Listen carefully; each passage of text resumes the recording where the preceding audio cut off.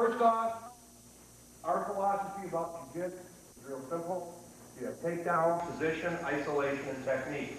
We tend to just pretty much in Shingi type talk about pit, position, isolation, technique, because if you use an acronym for takedown, position, isolation, and technique, it becomes, and that sounds terrible, so we don't do that. But we do have to have the takedown. A lot of people don't spend a lot of time on it. You can get in trouble. I'm not saying you have to be a great throwing master. Have something that puts a guy where you want him. Where we were last time was what I call offside gripping. Last thing you want to do is, anybody knows how to use the jack, anybody does judo, is to come out here and get squared up. In fact, now the rule in judo is you have to come out and do this. And the reason is because the Europeans figured out if you came in a different way, you beat up the Japanese.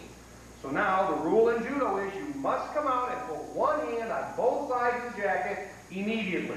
You can then transition from there, but you must put a hand on the jacket. All right, well, we're not in a judo class, so let's not worry about that. If we come out, what I want to do is take my right hand, and I want to hook inside and get his right side of his jacket. I don't care what he's doing. I don't care. All right? We have a term for these people that think judo is this counter-throwing art. He does something, and then I counter him. If you believe that, we have a word for all of you. It's called loser. You're going home early. You will get thrown. Let him worry about what you're doing. He comes in, I put my left hand in here, my right hand here, my left hand comes under and I switch. I now have here, here. That's all I need. He can no longer bring this shoulder into my body, and that's how he has to do to throw me.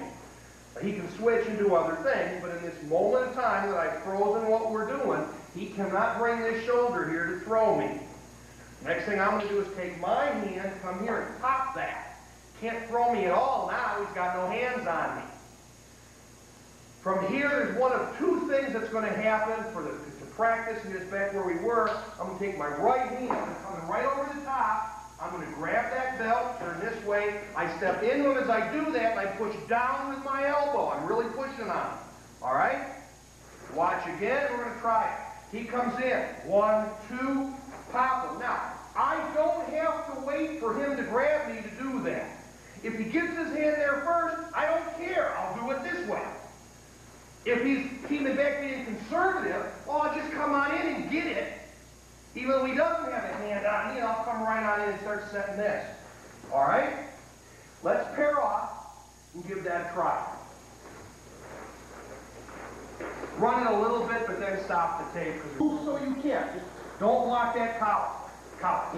Camera.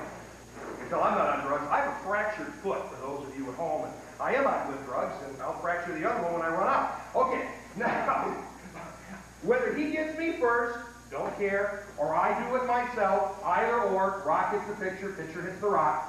I come here. Now, I want to talk about this in a second, because this is where people make a lot of mistakes. You might want to zoom that in where my hand is. Most people think I come here and I pull away with my arm. Simple test. You can do this yourself to understand how to manipulate a gi. It works real well. Grab that. If I try to pull this out this way, I'm pulling into 4 fingers. It'll never move. See? His fingers are moving. If I put one hand on this side and pull the gi, it'll slide right out, because that's where I have an opening. So what will happen, and I see it in tons of tournaments, you come here, and then you'll see guys doing this, going, uh-oh, and it doesn't work. You want to pull down with the arm and turn with your shoulder, because that gets the slide going and pops you right out of there. Now, when I step in, this foot advances right to here.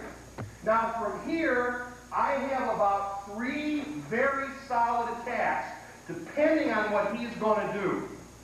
The easiest, the simplest, is I just hook this leg and take 1 step.